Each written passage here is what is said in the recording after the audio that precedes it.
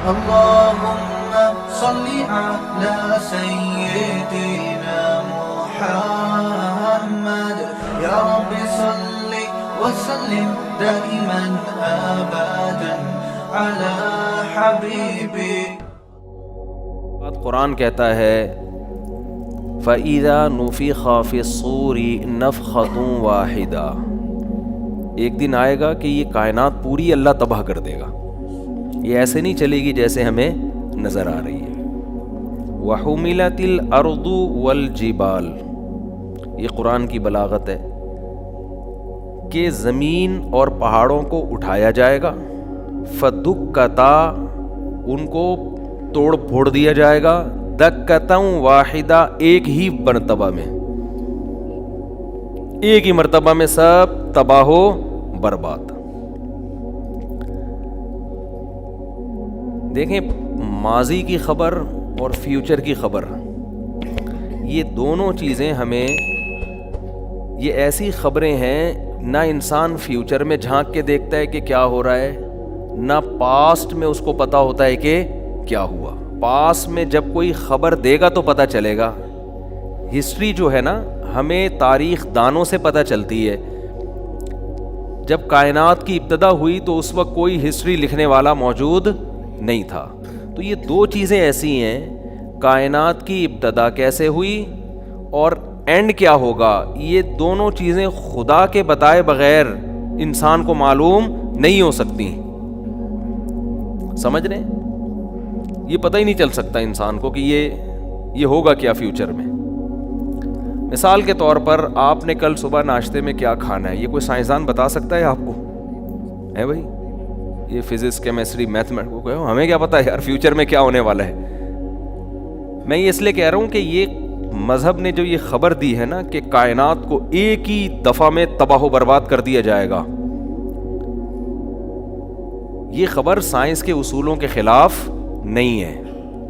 مذہب کبھی سائنس کے اگینسٹ بات نہیں کرتا, کبھی مذہب کی کوئی بات سائنسی اصولوں سے ٹکراتی نہیں ہے.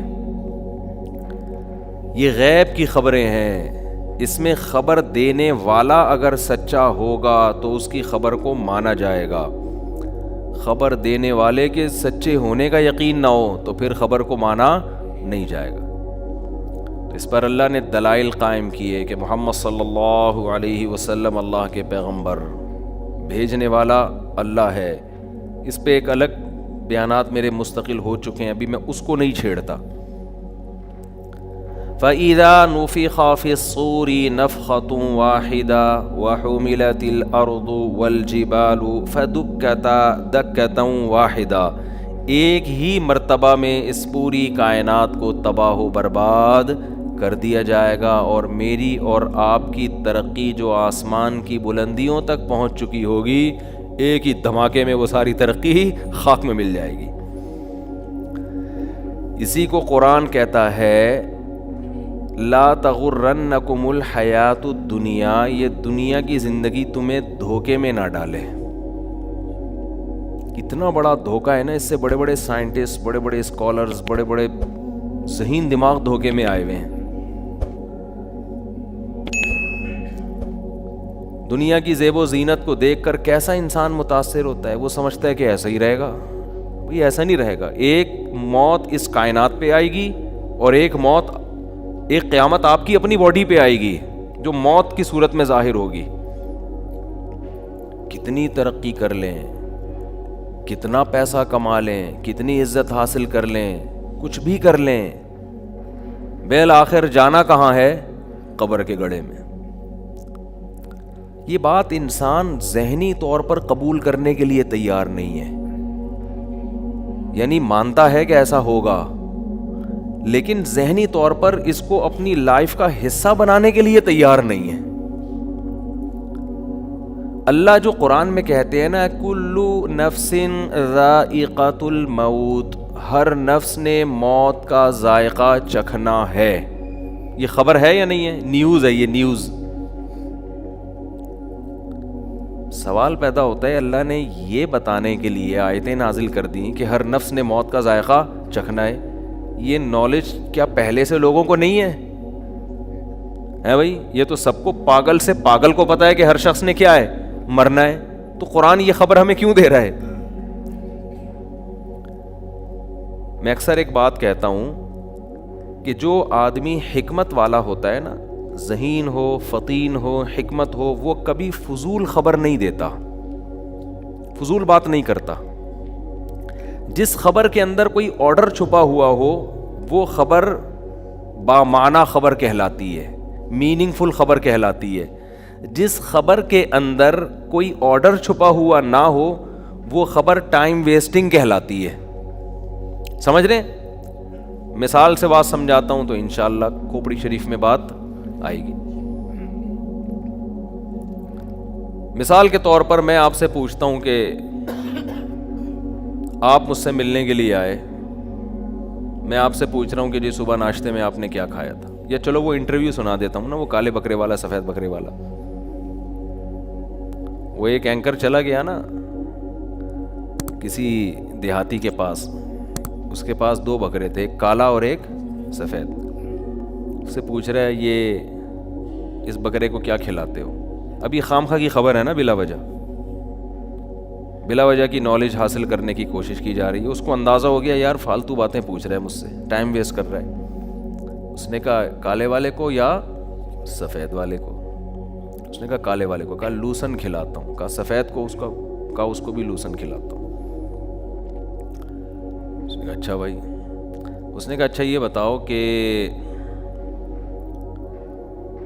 کالے والے کی قیمت کتنی ہے, سوری ان دونوں بکروں کی قیمت کتنی ہے؟ اس نے کہا کالے والے کی یا سفید والے کی؟ اس نے کہا کالے والے کی بتا دے. اس نے کہا کالے والے کی قیمت جو ہے وہ 50,000 ہے. کہا سفید والے کی؟ کہا سفید کی بھی 50,000 ہے.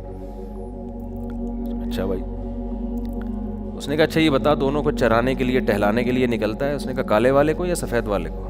اس نے کہا کالے والے کو. کہا ہاں چراتا ہوں اس کو. سفید کو؟ سفید کو بھی چراتا ہوں. اس نے کہا کمبخت جب تو سارے کام کالے والے سفید والے کے ساتھ ایک جیسے ہی کرتا ہے تو یہ کالے والے اور سفید والے کی تو نے پخ کیوں لگائی ہوئی ہے؟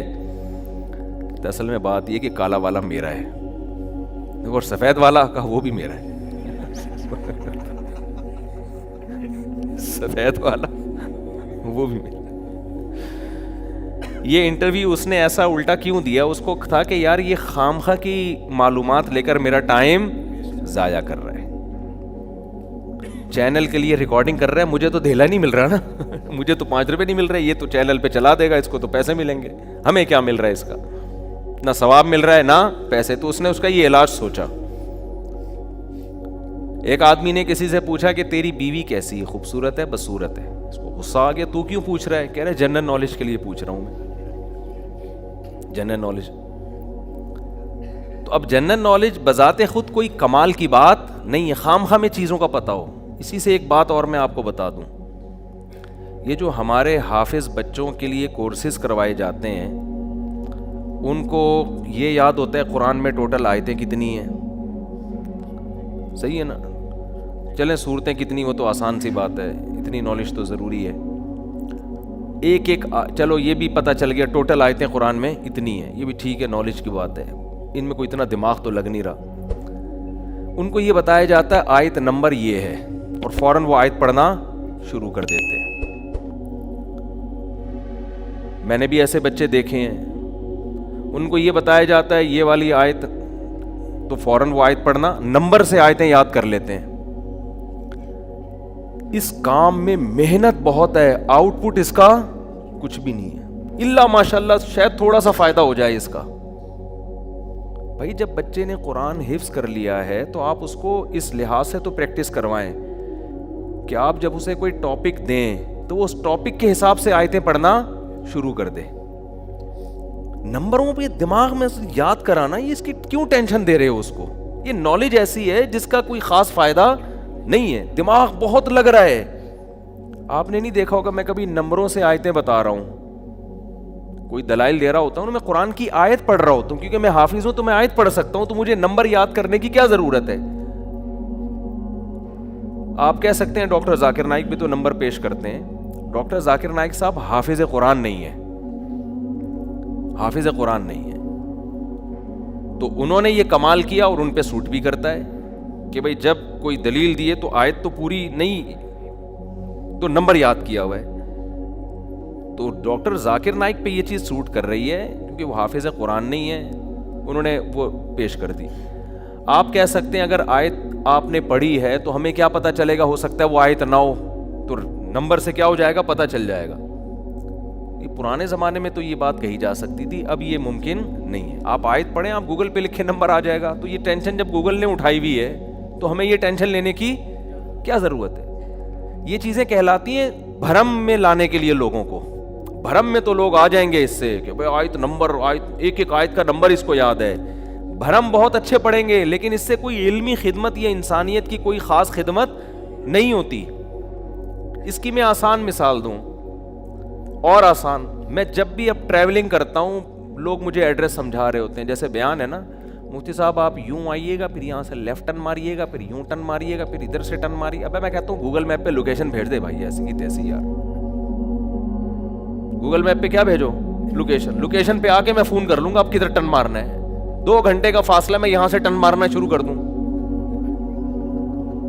بھائی, میں اپنا دماغ کسی اور چیز میں کھپاؤں گا نا. لوکیشن بھیجو. تو ایک صاحب مجھے کہنے لگے مفتی صاحب آپ گوگل میپ کی لوکیشن کا بہت استعمال کر رہے ہو, اس کا نقصان یہ ہوگا کہ آپ کو راستے آئیں گے ہی نہیں, راستے یاد ہی نہیں ہوں گے نا. واقعی نقصان ہے یہ. جب سے یہ پہلے جب ہم سفر کرتے تھے, ہم نے صدر کہیں جانا ہے تو یہ خود ہی جاتے تھے, ہمیں پتا تھا. اب ہم میپ کے محتاج ہو گئے ہیں. واقعی ایسا ہے. اس کا یہ نقصان ہے کہ جب آپ میپ یوز کرنا سیکھ لو گے تو پھر آپ کو راستے یاد نہیں ہوتے. لیکن یہ نہیں دیکھ رہے کہ راستے یاد ہونا جو ایک نقصان ہے, تو اس نقصان کا کیا نقصان ہے کیا نہ ہو یاد, کہ کیا کرنا ہے یاد کر کے, بہت مشکل ہے. آپ کہہ سکتے ہیں کبھی گوگل میپ بند ہو گیا تو پھر کیا کریں گے, پھر تو آپ اندھے ہو جائیں گے.